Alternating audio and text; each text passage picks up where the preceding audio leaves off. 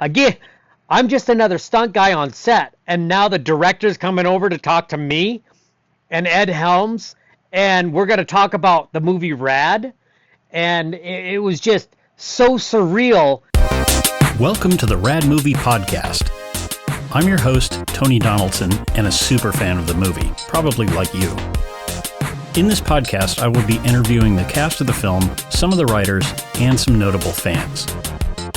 You can watch this podcast as a video podcast on YouTube or listen to it anywhere you listen to podcasts. Please consider liking and subscribing and share this with your RAD fan friends. Hey, RAD fans. I have a really fun one this time. This is Eddie Fiola. Eddie and I have been friends for 38 years, since I moved out to California to work for a couple of BMX magazines, and got to photograph him at places like Pipeline and Gale Web shows and just all kinds of stuff. I got to see him in some of his heyday, and now we're friends. And have been for a long time.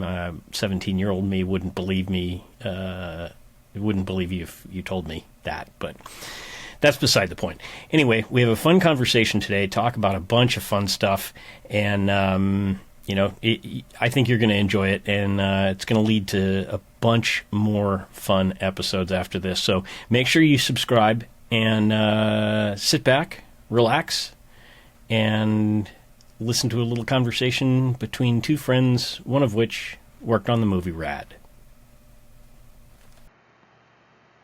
Edward Lynn Fiola. It's good to see you, man. How have you been? It's good seeing you, too. I've been great. No complaints from me. Very good. Very good. Have you been busy? With the new shop out in Santee, been busy doing, welding and restorations on some cars, but just riding bikes. And, we have a new colorway out on the EF Former Pro. So it's a red. Yep. So. Oh, you have to send me that so I can actually put it in show notes and stuff. Okay, cool. Can't wait to see that. I'm just starting this podcast. It's a RAD fan-based kind of thing. So, being a fan, I'm very excited to have you on. Let's go way back to the beginning. How did you get involved in BMX?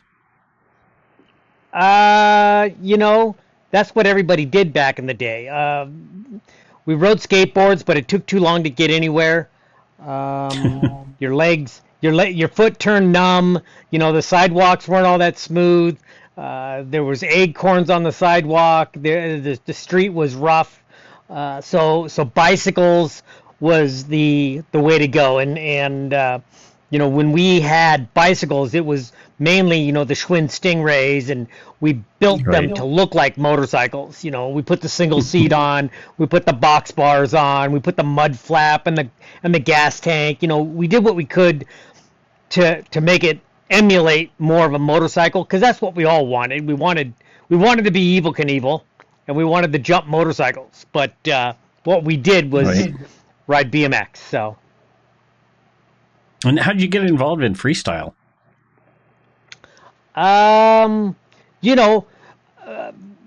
So riding the Schwinn Stingray and eventually, working your way up to a better, and new bikes are coming out and things like that.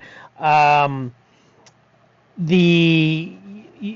go down to the bike shop and look at parts and, put on the wish list and the want list and see how many lawns I have to mow in order to get the money to get the parts. And but going down to the bike shops, there was always magazines. There was BMX Plus, there was Super BMX, there was Bicycle Motocross Action. There's all these magazines, and seeing Bob Haro and RL and those guys doing freestyle, which I think excited me more than racing. I went to the racetrack. I did race for a little bit, but the only reason I rode at the racetrack is because they built jumps and we didn't have to dig. Right. So, yeah. That's fantastic. You are absolutely one of the best storytellers that I know. And tell me the story of you getting Bob Osborne to photograph you at Pipeline. Oh, man, that story goes way back. So what has happened is that now I'm riding Lakewood Skatepark for the longest time. Every day after school, I'm there at the skate park. I didn't care about homework. I didn't care about anything else.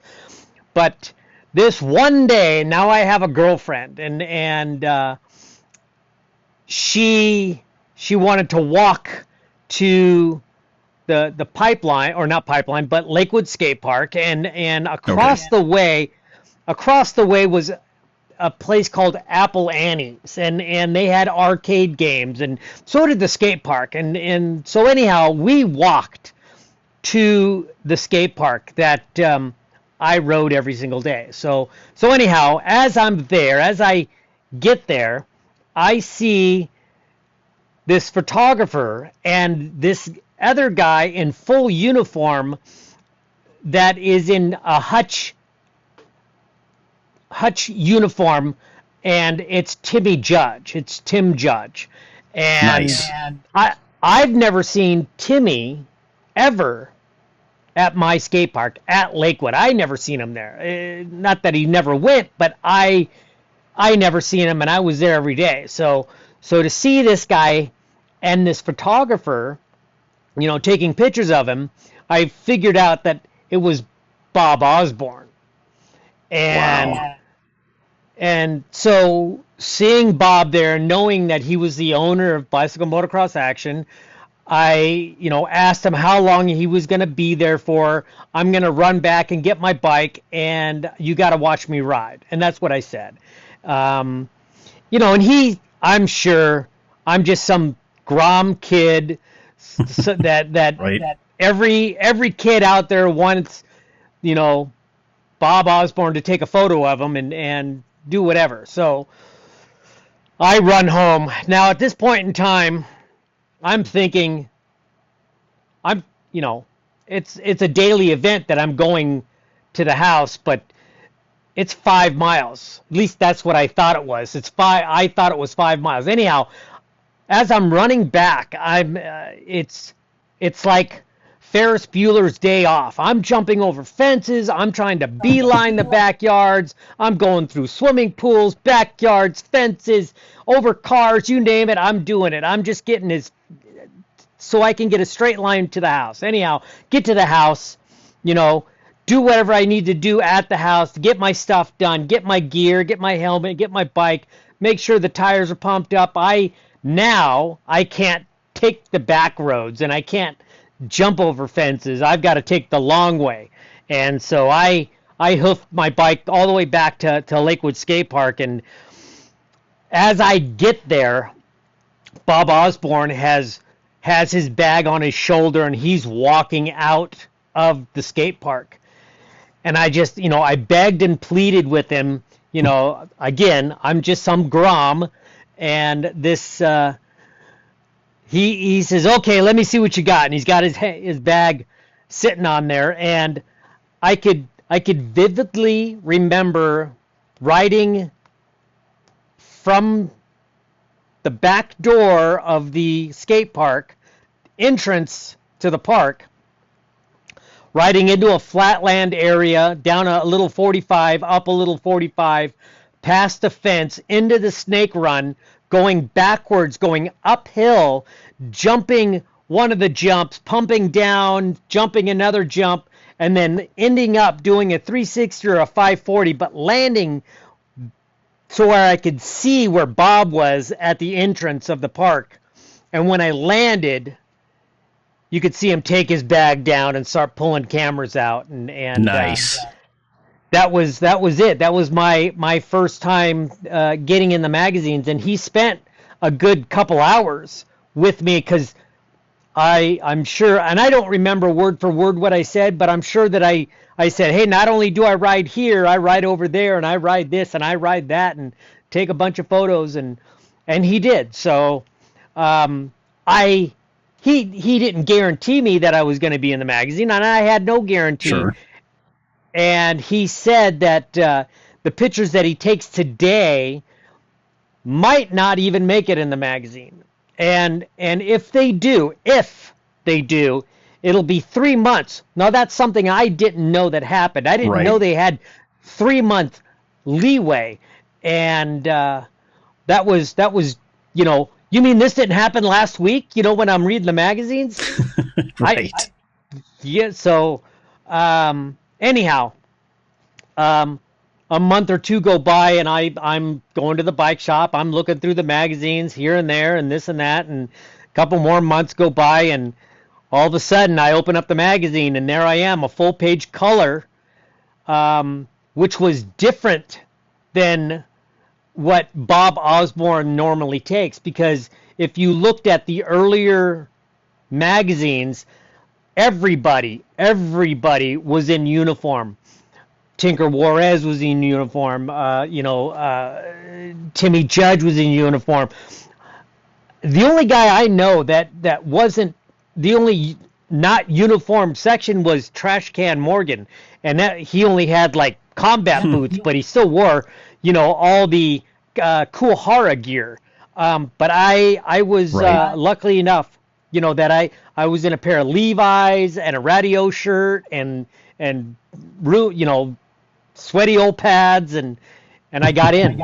So, what year was that? Early 80s. I think it was 1980 actually. So, yeah. Wow. Yeah, and I think later on, as sponsorships and all this other stuff, 82 was my first cover of a magazine, which was also Bicycle Motocross Action. So fantastic. Yeah. That's so great. So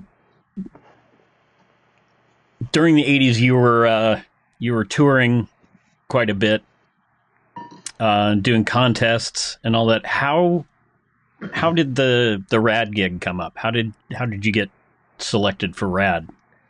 All right. So now riding in the 80s, eventually getting sponsored here and there, being in the magazines. Not only did I do magazine stuff, but I also did commercials, and we'd go on auditions. And it wasn't that we had any agents or anything like that, but the people who wanted BMX riders would contact the magazines. The magazines said, well, this guy are on top. So do you want their numbers? And that's how we got called for these auditions. I would go, Mike Dominguez, Brian Blyther, Hugo Gonzalez, all the guys that were on top at this point in time would go to these auditions. Scotty Freeman, depending on what they wanted and what look they looked for. Sometimes they're looking for the kid next door. That would be Scotty Freeman. Sometimes it didn't matter what they looked like. They just wanted the talent and a guarantee that they're gonna hit their mark and do what they need. So anyhow, now being on top at this point in time, I guess that Hal Needham and what's the other guy's name that did the script? Sam.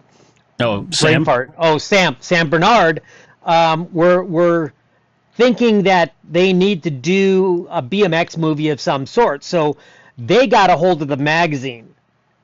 The magazine said, well, this guy right now is on top. And so they came out and talked to me, came out to the skate park, came to my house, asked me a bunch of questions. And later on, I don't know what the time frame was in between, but later on they said, hey, we've got this movie, they've got a script, they've got this thing. We want you to be the stunt man and do most of the stunts that you can do. We have this one guy that can do a backflip. And then they told me about this outrageous, unbelievable track that they were going to make. And I'm going, yeah, no one's going to ride that. So anyhow, they contacted the magazine. The magazine contacted me. They got a hold of me, and that's pretty much how I got chosen to play the part as Cru's stunt double. So is the story true that Bill had to dye his hair to match yours? It was easier to darken his hair than it was to lighten my hair. I mean, in order to bleach my hair, it would turn orange or something. To darken his hair, literally, they could have sprayed on some black spray paint hair color, and it would have been fine. And 95% of the time, we're wearing helmets, so he didn't have to, darken his hair up all that much. Yeah. So yeah, they had to make him look like me. Well, he is your acting double, so. Yes. Yeah. Well, here's the thing: is that I understand the concept of why they had him act in it instead of me. They never asked me if I could act, and I didn't know if I could or not. So, but I don't think I look like Talia Shire's kid. So, since Talia was going to be the mom no matter what, they had to have somebody that looks like her kid. And to have the sister that looks like Bill, then, it works out. So. Yeah, everybody.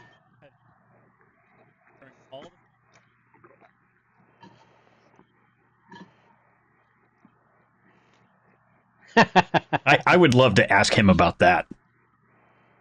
Yeah, but hey, I heard he's around. All right. Well, maybe I'll have to call one of the magazines and see if I can get his number. Yes. If there are any magazines left. Call Bill Ryan. Call Bill Ryan. Bill Ryan knows everybody. Okay. All right. Will do. So the was RAD the thing that got you into doing stunt work? Oh no. So the thing that got me to get into stunt work was when BMX started on its way down. Back in 88, 87, 88, I wasn't on top anymore. BMX is on its down curve. Mountain biking was coming in. I was still doing commercials here and there, but mountain biking was coming in, and I started riding a mountain bike, but doing BMX tricks on it. So when, and I got the commercials, I got the gig. So whatever it took, I got it, because they, it's weird when you show up to these auditions, everybody says they're an expert. Everybody says they're a pro. But when you see them show up on their brand spanking new Huffy that they just bought saying, oh, yeah, I ride mountain bikes. No, you don't. So why are your forks on backwards? So anyhow. There's a whole Instagram account about that one. Yeah. Called Your Fork is on Backwards. So anyhow, I got a phone call from a stunt coordinator, Gary Baxley, and he knew that I did bicycle stuff in the industry. I have done some commercials and I've done some BMX things in the movies, and I was known as the bike guy. So Gary Baxley had contacted me, and he was doing this TV show called Pacific Blue. And it was literally mountain bike cops at the beach doing BMX tricks. We got to jump, we got to do tricks. We were, doing some downhill stuff that before extreme mountain biking was even there. So we were the guys, in the forefront doing stuff that nobody was doing yet. Matter of fact, I remember doing a backflip on a full suspension before anybody else. Crazy. Yeah. So. All right. So since we're on the topic of stunt work, tell the story of working on The Hangover. Great movie. The Hangover. So, I'm now working in the movie business. I am just another stunt guy. I've worked for, a couple different movies, Spider-Man 2, Spider-Man 3, Contraband, a bunch of different things, a couple TV shows, and the stunt coordinator on The Hangover was Darren Prescott. Now, Darren and I had met at this stunt camp, more or less, but Darren actually rode BMX back in the day and did freestyle, and he knew that I did stunts also, and we now are friends, and he needed another guy to come in and do a stunt, which he had 5 or 10 different stunt people that were on Las Vegas Boulevard and were supposed to be on the sidewalk, and the cop car, this is in the script, the cop car is supposed to be driving down the sidewalk, and people are supposed to be jumping out of the way as they fly by doing 25, 30 miles an hour, kind of like, the old Laurel and Hardy, when you see people flying up and out of the air when the car's driving down the right. So it's that type of stunt where we're supposed to do a near miss. So anyhow, I'm just another stunt guy, not doing anything special. It has nothing to do with bikes whatsoever. I go on set, and the production assistant, the PA, contacts me and says, "Hey, wardrobe is at this trailer, hair and makeup's at this trailer, and your trailer is over there. And do you ride bikes or something? Are you famous?" Well, I don't know the PA. I don't know who this person is, but I'm going, I ride a little bit here and there. And she goes, I go, why do you ask? He says, well, one of our main actors is a huge fan of yours. Oh, who's that? And they say it's Ed Helms. Now, I know the face of Ed Helms. I didn't know his name. I didn't know who Ed Helms was, but I seen a bunch of the movies that he played in. But anyhow, still couldn't put the name with the face, and just said, cool, yeah, Ed Helms, BMX fan. I'm on set now, and it's the day of doing the stunt, and the cop car is driving down the sidewalk, and things have changed. It's no longer a high speed miss. It's low speed. Mm-hmm. They want to go slow. Now they're talking on the mic. They're saying things. Things are being switched up as they go. And they do this 3 or 4 or 5 times. And eventually the battery in the camera is dying out. And so we do our near miss and things like that. We're walking out of the way. And now that they have to change the battery, the actors are all getting out of the cop car, and I'm standing with all the other stunt guys. And all of a sudden, Ed Helms comes running over towards me and says, dude, you know that trick you do in the very beginning of RAD where you got your bike down on one pedal and you swing your leg around? And I have it. I can do that. I practice that trick. I used to ride BMX. I had a quarter pipe. I did all these things. That's awesome. Right? So now we're talking about BMX, and I'm talking to Ed Helms, and at this point, RAD wasn't released on DVD yet.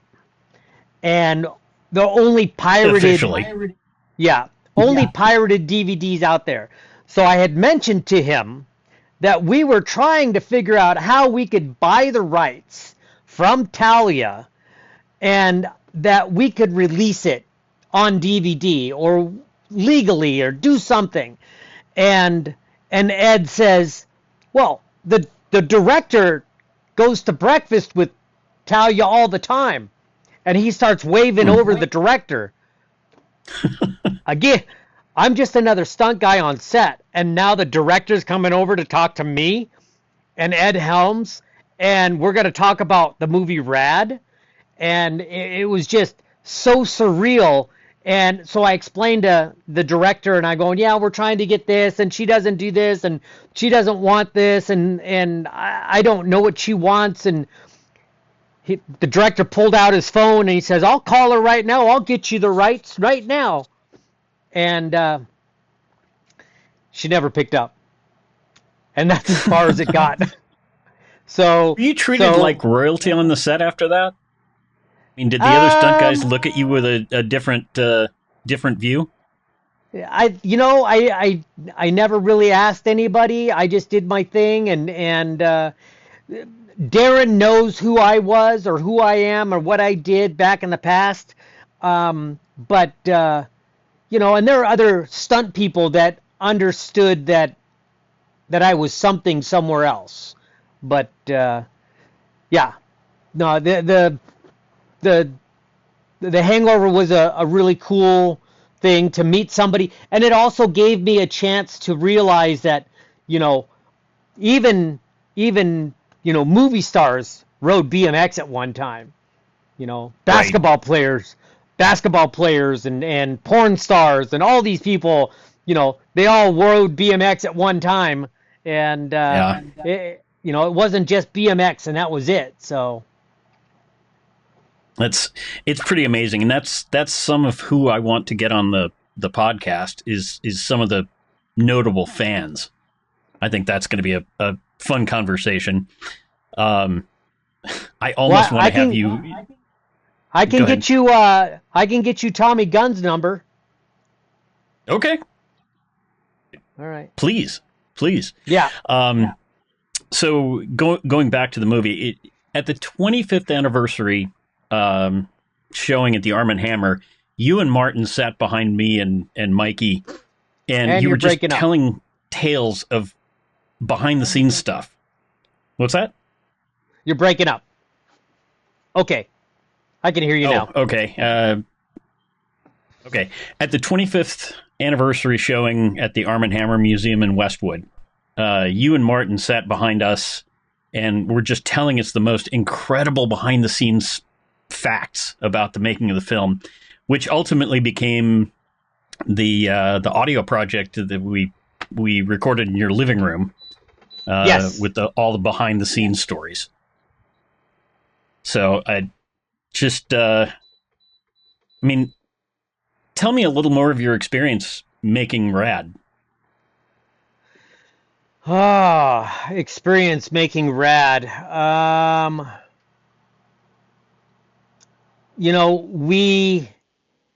We got hired as, the BMX guys that did all the tricks, and I think it was 6 weeks in Calgary, Canada, and what was weird is, and when we showed up, we had never seen what the track was supposed to look like.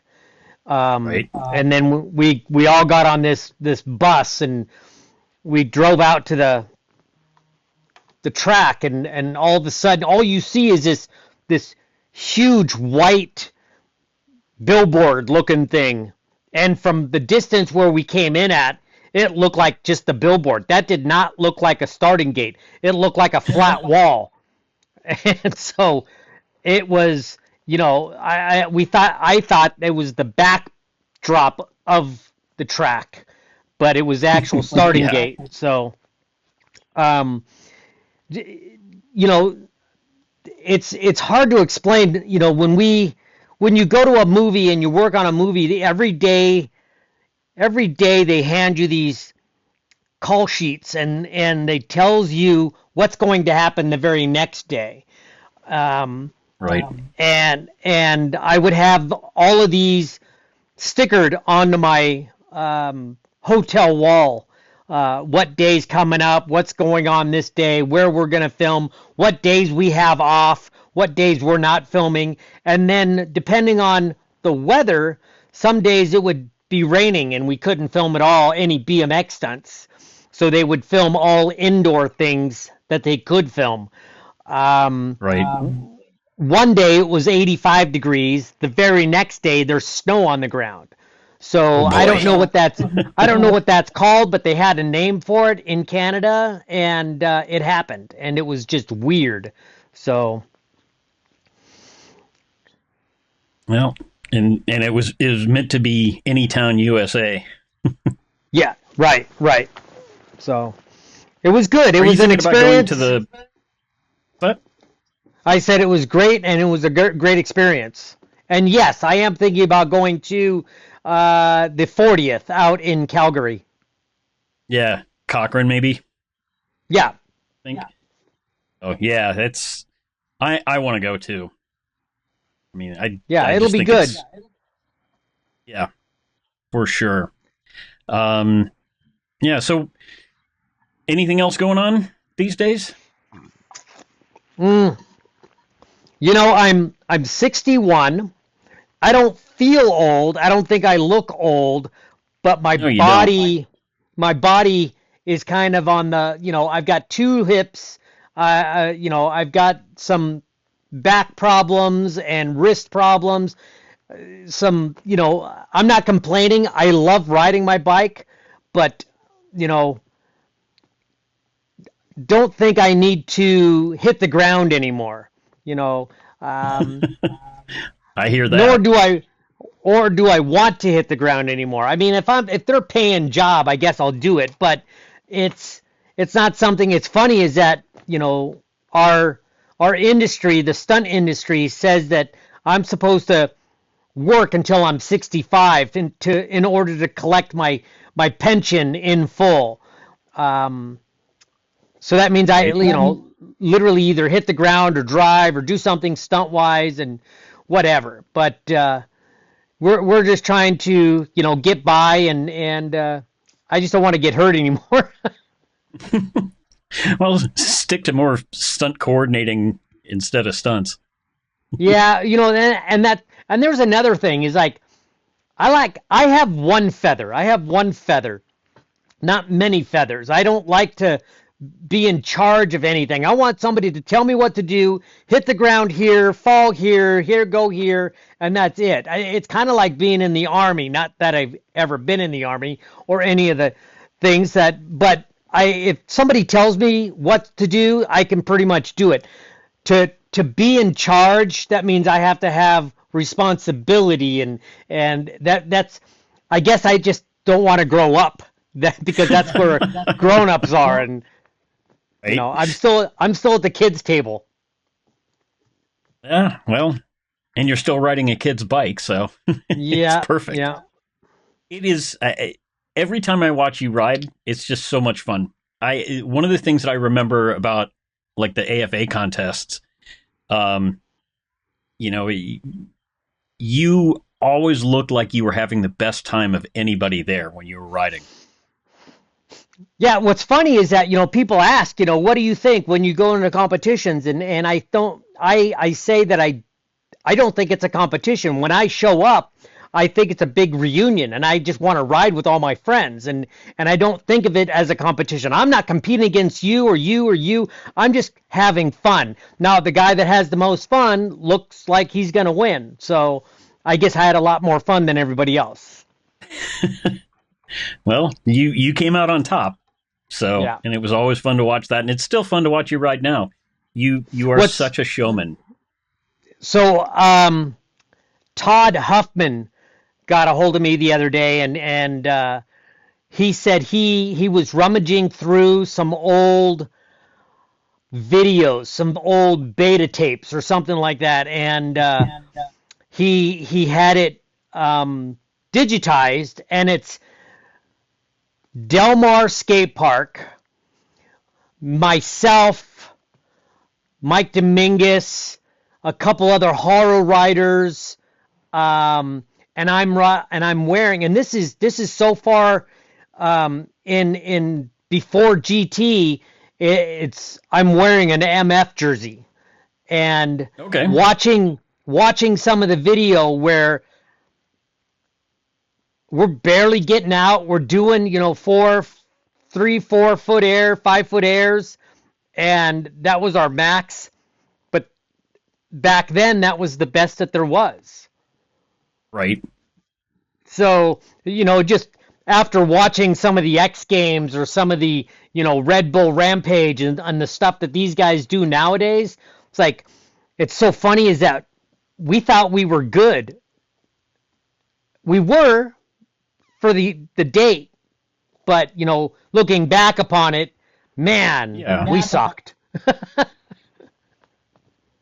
No, not at all. Not at all. The kids today would not be where they are without you innovating and starting all of that.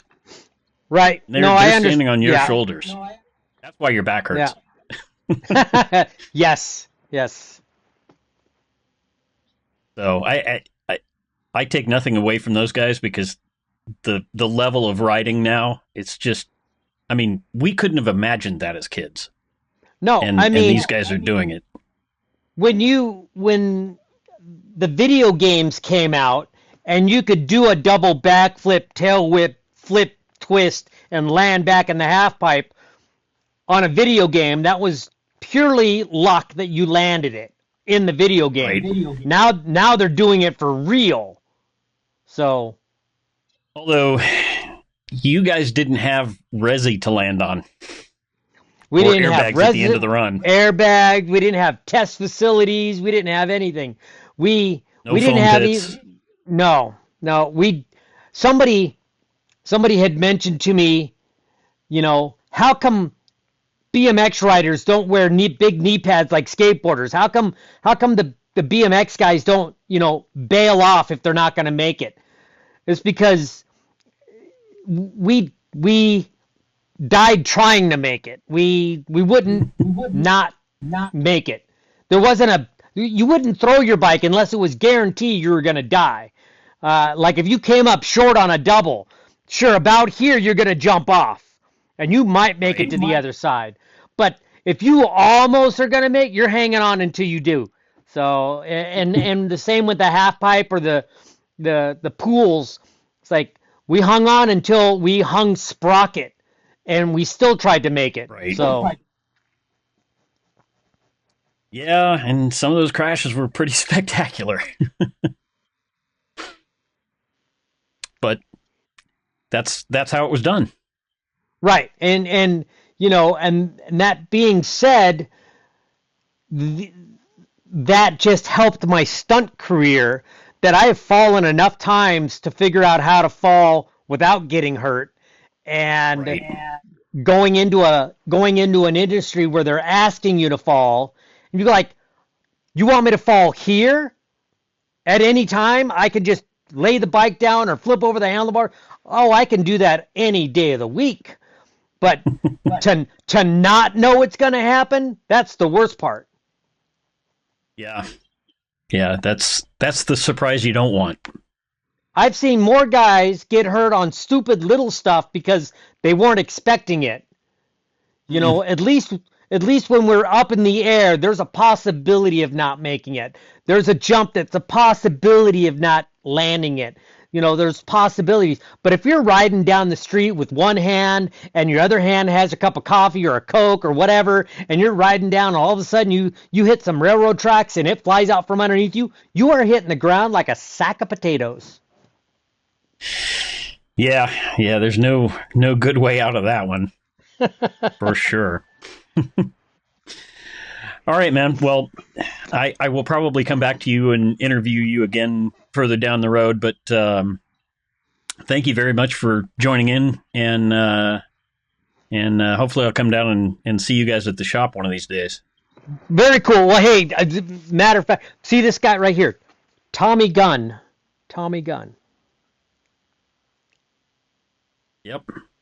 All right. So in there, he says he started off riding BMX. He wanted to ride BMX. He had pictures of me on his wall, and we had spoken, and I gave him the catchphrase that, yeah, he went from BMX to Triple X. There we go. and you're not talking the Vin Diesel version. No.